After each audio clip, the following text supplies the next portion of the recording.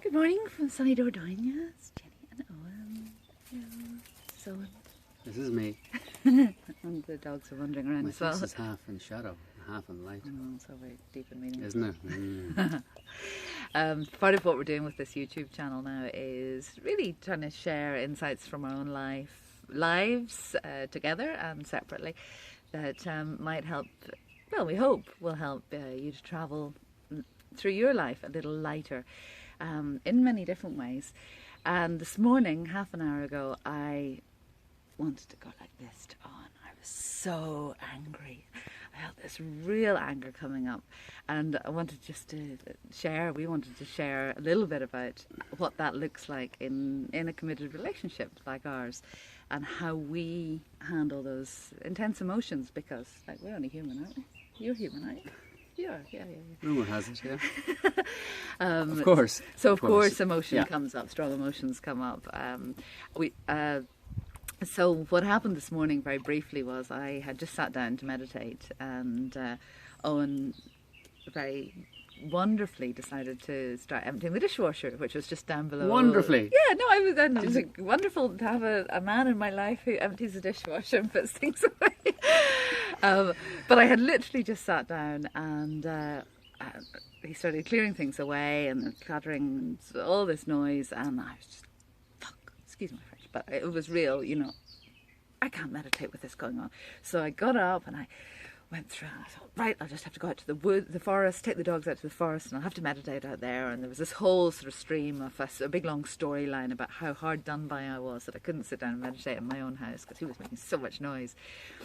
Anyway, in the bedroom, and I'm putting my clothes on, and this was within about a minute and a half, I realised, oh, I'm feeling really angry. And what we know for sure is that, you know, it's never Owen that makes me feel angry, or it's never me that makes Owen feel angry. Owen is a trigger for all sorts of different emotions in my life, and vice versa. So I realised Owen had triggered anger in me, and anger is something that I'm very interested in at the moment of my own journey, because I was brought up in a household where we weren't allowed to feel anger, and we certainly weren't allowed to express it. So what I was taught by my mum subconsciously was to push anger down.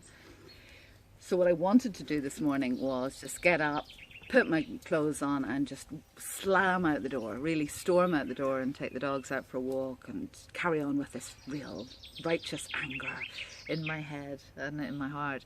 But I caught myself, and I immediately went into some self-inquiry questions, which were given to me a few months ago by Miranda McPherson, who's a wonderful teacher and has been a great influence in my life. And so rather than storming out the door, I came down, I put my shoes on, I was still full of anger, put my shoes on, and I was also reminded of non-violent communication. And so maybe you'd like to explain a little bit about what non-violent communication is and how it might play out in our relationship.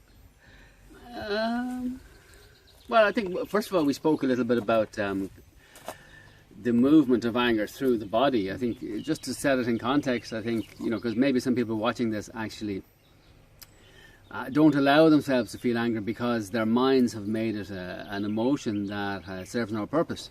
But of course, you know, an emotion does serve a purpose.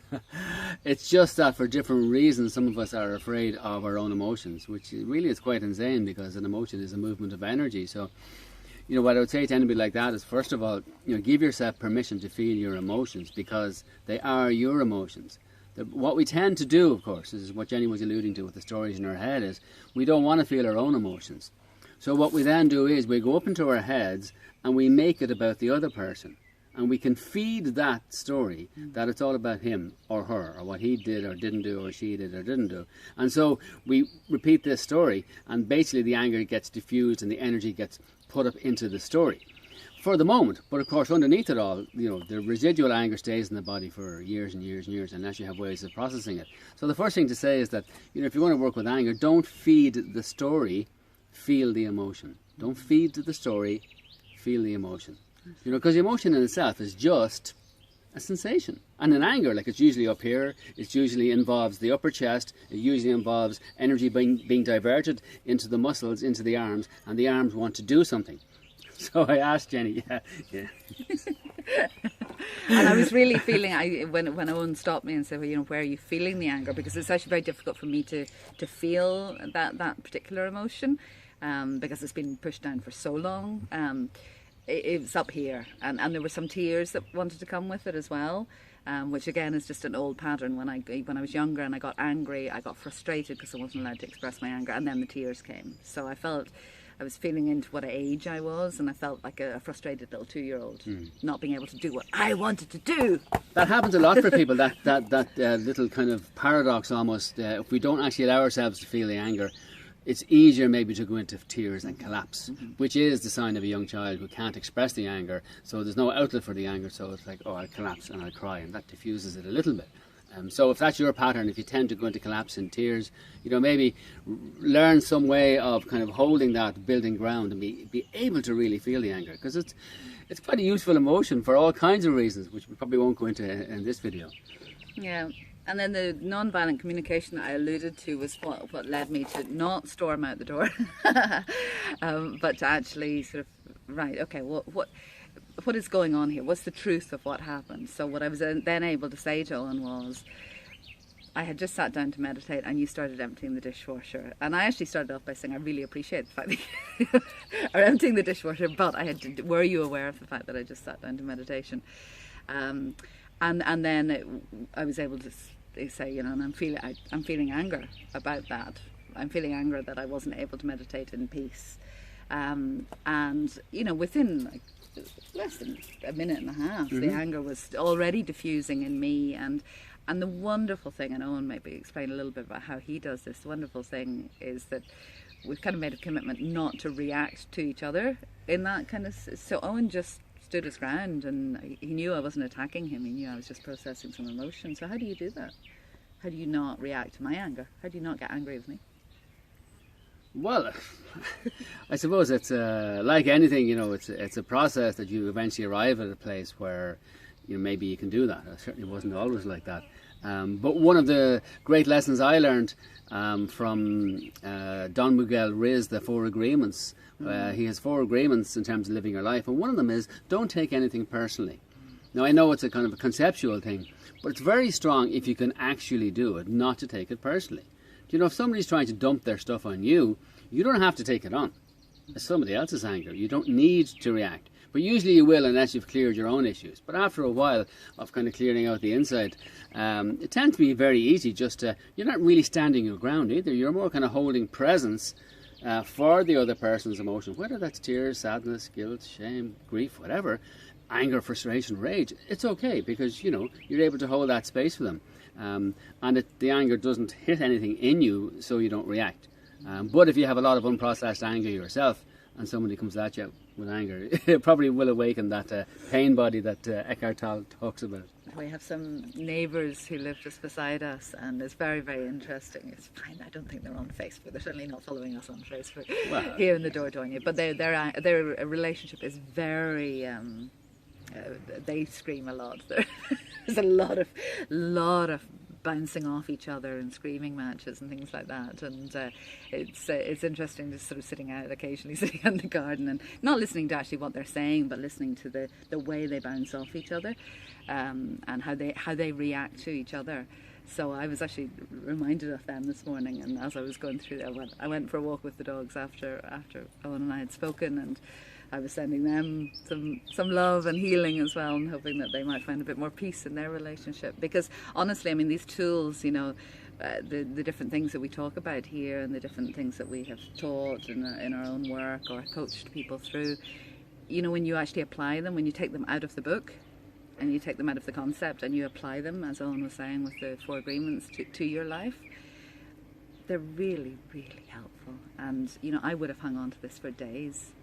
Honestly, like, you know, maybe 15 years ago or something like that, I would have been stuck in that anger for days and not been able to talk to Owen and been shutting him out, because that's what I do. You know, I distance myself when I get angry with someone. I shut them out. I don't want to be around them. And here we are, sort of 45 minutes later. And yeah. Actually, I'm just so full of gratitude. That's what came up at the end of the walk, which I didn't tell you when I came back with the dogs. I was just really feeling into the gratitude for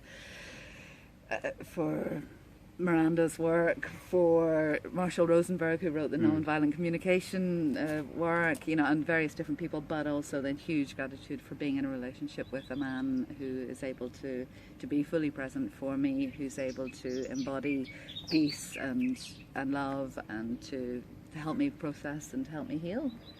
So that's where I ended up. So there you go. And it's great. It's important as well, I think, to make the distinction between authentic anger and inauthentic anger. Authentic anger has particular qualities. For instance, one of them is authentic anger actually seeks connection with the other person, because you're not dumping it on them. You're saying, I feel angry, but not you make me angry. It's like, I feel angry. So it's actually looking for understanding. So it's trying to build connection. Inauthentic anger seeks to control, seeks to manipulate, seeks to dump. So I have a great sheet on that with all the differences between the two. And if you're interested in getting the sheet, maybe just pop me an email. Might be the best thing, or something like that. Owen, EOIN, at owenscholard.com. EOINSCOLARD.com. And I'll send you a PDF just to be very clear on what the differences are between authentic anger and inauthentic anger. So thank you for making me so angry this morning. Yes. What's happening tomorrow?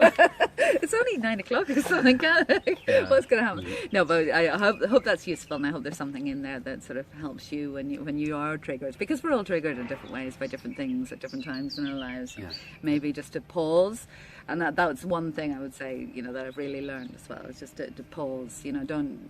If you can start, if you can, catch yourself before you react and before you take it out on the other person. React to something, and pause. Go and lock yourself in the bathroom, or do whatever you need to do. Go for a walk in the forest. Breathe.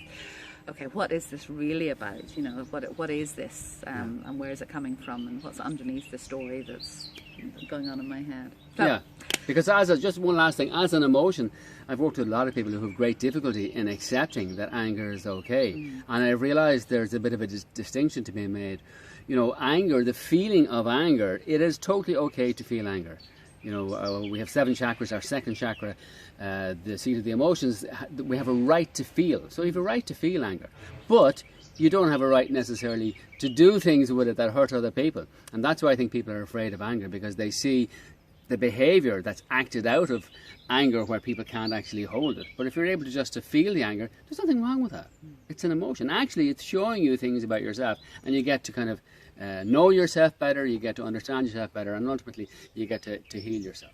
And actually it causes a lot of action as well, like Bob Geldof's anger about what was happening in Ethiopia back in the 80s, that caused life. He was angry, he was really angry, so sometimes it can be a great force for change as well. Absolutely. Martin Luther King is a great example. Yeah. So sometimes we have to get angry, but it's what we do with the anger is the key. What we do with it. So don't do this. Don't throttle anyone. Or this. Okay, we're going to go. I hope that helps. Ciao. Enjoy. Have a peaceful day. Let's Bye. have breakfast. Bye.